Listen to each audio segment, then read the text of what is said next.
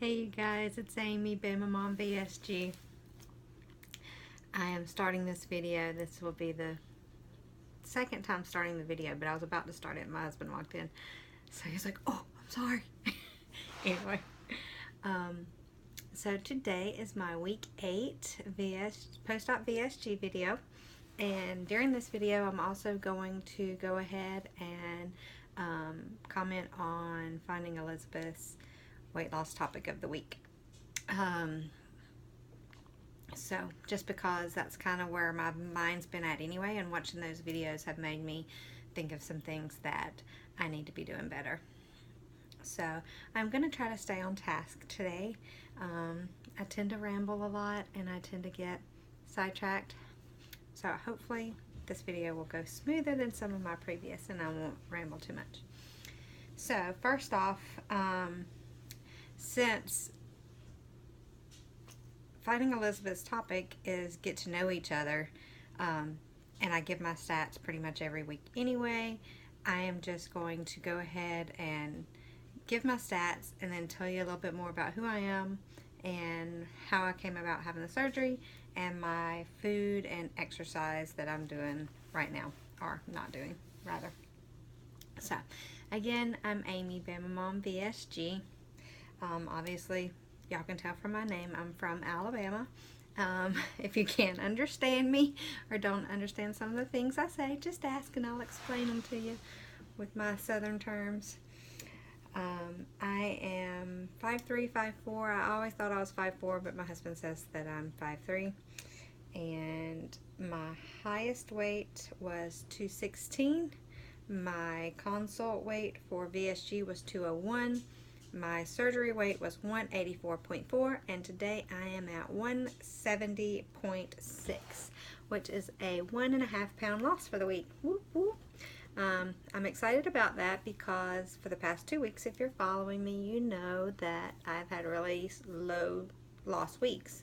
But I have to say that so far I haven't had a week with a gain, which is kind of unusual because a lot of people tend to have a gain or a stall around that 3 to 4 week mark. So even though I didn't have a loss or a big loss, I didn't have a gain, and that's the key to all this, right? So I had my surgery on June 28th with Dr. Bradley Marker in Dothan, Alabama, and that leads me into why I had surgery and the reason. Well, I was never significantly overweight growing up. I always felt like the chubby kid. I wasn't really, I was average. I would say I was average. Plenty of girls smaller than me, plenty of girls larger than me, and not just girls, guys and girls. But most of my friends were smaller than me, so I was probably one of the biggest ones in the group. So I always felt like the chubby girl. Then I got pregnant with my daughter when I was 21, and I gained 80 pounds. So that's when I really gained the weight. Right before I got pregnant with her, I was probably the smallest I had ever been. I was wearing like around a size 7 jeans. I don't even know how much I weighed. I never weighed myself when I was that size. I did still feel like I was one of the bigger girls in the group, but I think that was body dysmorphia. I really don't think I was. I think I was the same size as the rest of my friends because one of my friends said, here, try on my pants. And I was like, yeah, whenever I can wear your pants, I'll consider myself skinny. And I could wear them. So I think my head was messed up thinking I was heavier than I really was. So, but then after I had my daughter, I did gain. I was a single mom for 5 years, well, 9 years, 8 years. And then I met my husband when my daughter was 5, and we dated for a couple of years before we got married. And we got married in 2013, and she was, like I said, she's 21, so she was born in 96. And after we got married, we knew we wanted to have children pretty quick because we were both older. I was 30, and he was a little older than that. And so almost immediately after we got married, we started having children. And so I've had 2 more children since then. So of course that was gaining a little weight and losing a little weight. I had gestational diabetes with my son, which is the youngest, and I did not like the idea of having diabetes. My mom's diabetic, and I didn't want to go down that road.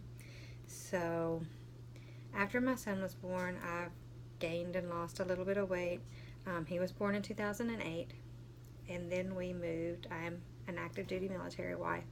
We moved to our current duty station in 2010, and I decided to have a lap band. So actually I decided to have weight loss surgery, and I wanted to have the RNY. But when I went to my clinic and everything, they talked me out of RNY. They weren't even performing RNY. They were only doing lap bands. And I did not do as much research into that or looking into it as much as I should. I looked into it a little bit, and it seemed like people were having really great results with it. I think it was still kind of early out. And so therefore I was like, sure, I'll have that. Whatever insurance will pay for, that's what I'm going to have.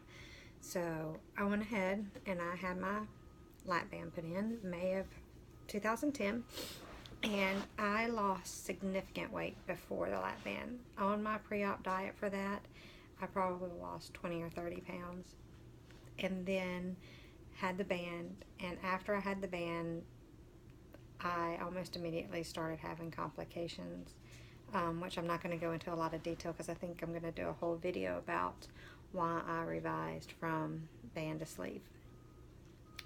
So either way, I had problems. So we moved away, and then we came back, and we've been here for almost 3 years again. And I had the band for 7 years, and I said I need to go see Dr. Marker. So I went to his office, and I told him, I don't care what happens, I have to have this band out. I can't live like this anymore. I had already gained, the lowest weight I had gotten with the band was 168, and I had gained some weight back. Like I said, my consult weight with him for this VSG revision was 201. So pretty much I was already on my way to gaining every bit of my weight back. I went to his office, and when I told him I wanted it out, he was really supportive. He said that there's been several patients that have had problems with the band, and he asked me if I was interested in a revision to a sleeve. And I was like, I don't know. I haven't even thought about it. I just wanted the band gone. So what I did is, after that consult visit, I came home and I started researching VSG. And I did lots of looking into what the VSG was, what it consisted of. I started watching YouTube videos because I know there's all kinds of, great resources on YouTube for information when it comes to weight loss surgery and anything weight loss related. There's lots of crazy information out there as well, but yeah, I started seeing these people's results, and they're not just 3 months out, 6 months out. They're 2 years out, 3 years out, 5 years out, long time. And I liked those results that I was seeing with those people. And he told me, and I think I've already mentioned this in a video before, so if you're new to me, this is all new to you, but if you've watched all my videos, then you've probably heard this whole spiel before. But he told me, he says, the VSG will deliver what the band promised. And so therefore I was like, great, I'm on board, let's do it. So therefore I did not have a really long wait period to get the VSG. Since I was a revision, I've already done sleep studies, I've already done psych evaluations, I've already done those supervised diets and everything to get approved for that. And since I had to have the band removed because I was having complications with it, the revision just kind of fell right into it. He did want me to lose, I think 10% or 8% of my body weight or something like that. I can't remember how much they wanted me to lose before I had surgery, which I don't think I lost that much, but I did lose I went from 201 at my consult to 184 the day of surgery. So that was a pretty significant, um, 15, 16 pounds loss pre-op. But I did that from May 19th to June 28th. I lost that weight. And basically the way I did that was just I cut out my carbs. That's the way I always lose weight, is I cut out my carbs. So that's how I ended up getting the sleeve. Thanks to all the videos that you guys posted that were great and said that it works great and that it's a tool and you can work it and it works. So now let's move on to the 168. That was my lowest post lap band, and I have set that as my first mini goal for VSG. I feel like if I get below 168, I've accomplished great strides, and if I go lower than that, then it's even better. But my goal weight for when I first had my lap band was 150. So my goals for myself is the 140s. Anywhere between 140 and 147, I think would be an ideal weight for me. I haven't been that weight in who knows how long, so I'll just have to see when I get there. And I was watching different videos this morning, and Made Up Mama was doing one that Preop had tagged her in about the post-ops to pre-ops, and I watched that one, and she said don't underestimate how small you can get. So that kind of makes me wonder, is 140 really where I would need to be, or where I should be, since I am so short, or could I be smaller than that? I've always been heavier. People always say that I don't look as heavy as I am. I don't know if that's because I had more muscle and had more of an athletic build when I was younger, because I do kind of carry my weight really well. Most of my weight that I carry is distributed evenly among my body. It's not like I have a really big belly, or a really big booty, or really big arms, or really big legs. All of those carry the weight. I mean, my arms carry the weight, my butt carry the weight. My daughter actually told me, my 21-year-old daughter just told me yesterday, she goes, "Mom, your butt is getting so flat." And I was like, okay, is that a good thing or a bad thing? So but so that was my first mini goal, was 168, and one in the 140s I think is where I'd feel really comfortable, because I don't think I want to get too skinny. I do like my curves. My eating plan. What have I been eating? Well, really, I've kind of been eating whatever I want, to an extent, except I have given up a lot of carbs. I don't eat nearly as many carbs. I don't want to say I've given up all my carbs, because I'm not, and I haven't. I feel like carbs are important, but I do know that when I'm eating carbs, that I crave more carbs and I want more sugary type foods. And but really it's weird, because okay, so we had the total eclipse this week, and my husband was wanting total eclipse donuts from Krispy Kreme, so I went and I got a dozen of them, and I ate one on Monday, and really it wasn't that great. It didn't taste that good to me, and I love Krispy Kreme donuts. That was one of our downfalls. We were stopping and getting 2 or 3 dozen donuts a week, and going through them. Of course, my husband eats most of them, but he's an active duty soldier. He does PT every day. He runs, he works out. He's, just a hottie, so, he can eat half a dozen donuts in a day and it not matter, because he's going to work it off. Me, not so much. But I have definitely been eating meat and green first. When I have my meals, I'm eating lots of grilled shrimp, chicken, steak, pork loins. We've been cooking some pork loins in the oven, and I'll eat those. So I do go for my meat first. I do eat fish on occasion. I don't cook fish a lot, because I'm not real good at cooking fish, And I'm not a real big fish eater, but like if we go out to eat after church on a Sunday, a lot of times if they have a grilled fish on the menu, I will get that and a vegetable. And that will be, I'll eat half of it or however much of it I can eat. I don't really measure my portions because I'm not eating that much. Usually I bring about half of my food home with me, if not a little more than half. So that's what I've been eating. For snacks, I do things like I've been doing a lot of Kind bars. I know they have more carbs in them, but they seem to be like whole grains and stuff like that, and made with real stuff and not fake processed stuff. So I have been eating those. If I have a little craving in the mid-afternoon, I will eat cheese sticks, Kobe Jack, mozzarella, string cheese, that kind of stuff. For breakfast, I typically will do a non-fat Greek yogurt. I usually do the Dan and Light and Fit. They're little cups that are 80 calories.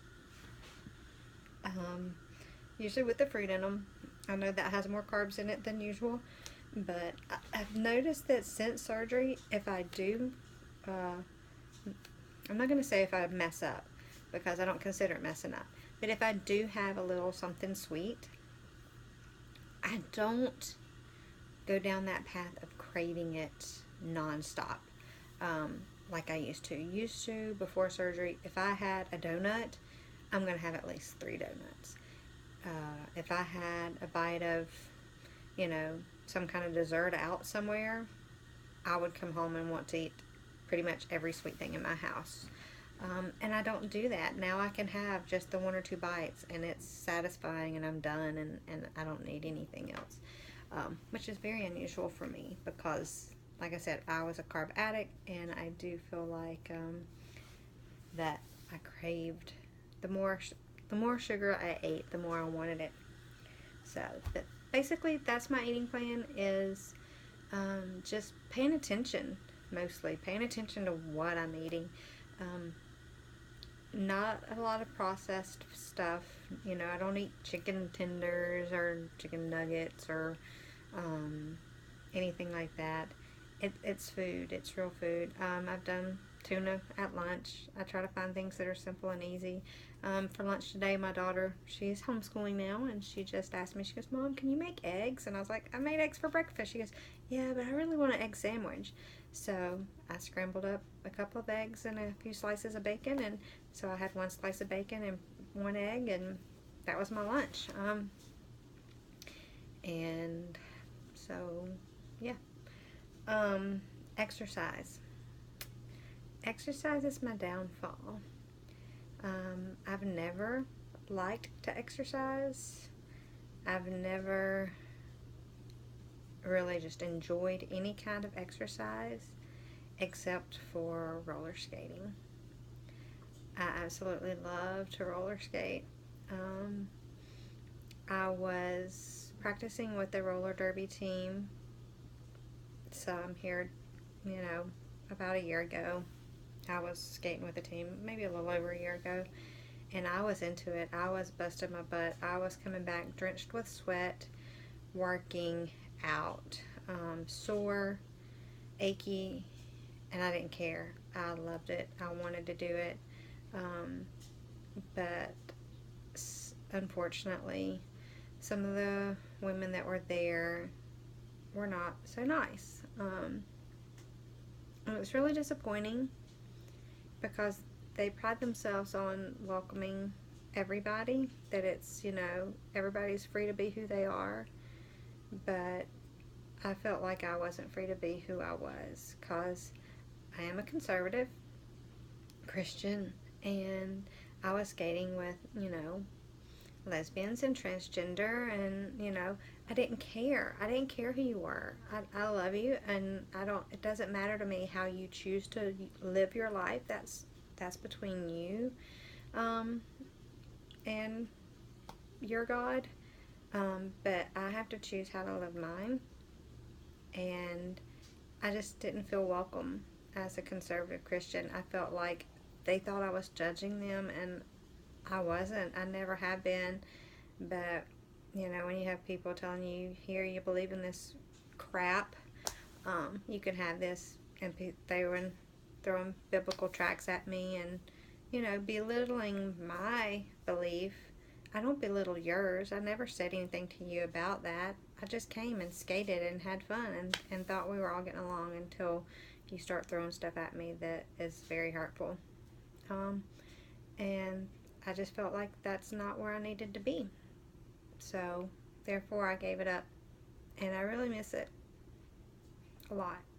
And who knows, maybe I can go back. Maybe losing a little bit of weight, I'll be stronger, a stronger person emotionally, and not let people's talk bother me so much, and just continue to be who I am and show love and compassion for everybody is what I try to do. So, but anyway, that's a whole different story. Sorry, did not mean to get emotional about that. But exercise is my downfall. I was watching WLS Tracy's response to the weight loss surgery topic of the week today, and she said she's learned that she's a little bit lazy, and I have to say maybe I'm a little bit lazy too. So you're not the only one, Tracy. I don't consider myself a lazy person when it comes to everyday life. I like to kind of keep things organized and on schedule. But when it comes to exercise, I'm definitely a little bit lazy. And I like the idea that Made Up Mama, she responded to that same the post-ops to pre-ops, saying that she's never really exercised a whole bunch and she's still lost the weight. And I'm thinking, that gives me hope. And who knows, maybe I'll eventually will, start working out more and lifting weights or something. I think I would definitely like lifting weights or something. I'm just not one to go outside and walk. Walking is just walking. I don't mind going for a walk if you're like in the mountains and you can hike, or you're at the lake, or you're doing something like that. But where I'm at, there's really not a lot of nice trails just to walk. So, and enjoy nature and scenery. So, yeah. Oh, before I go, I know this video is getting a little long. My non-scale victory of the week. It's amazing. To me, it's amazing. If you follow me on Instagram, you've already seen it. But I've done something that I haven't done for 30 years. So my brother has a boat, and they called me up this past Saturday, and they're like, hey, we're going to go out to the lake if you want to meet us there. So me and the kids ran out and met them, and my husband came and joined us later. And I went water skiing. Oh my goodness, I have not been water skiing since I was probably 15 years old. So yeah, it was crazy, and it was like determination. It was totally determination. It was making up my mind that I'm gonna do this. And so I got in the water, I put my skis on, didn't get up the first try, almost drowned, swallowing lake water. And then the second time I was like, okay, go around one more time. So I went around again, and I got up, but then my skis popped off completely. As soon as I got up, my skis popped off. I was like, okay, the skis are too loose. I haven't done it in 15 years. I didn't have them tight enough. And so I tightened them up and said one more time.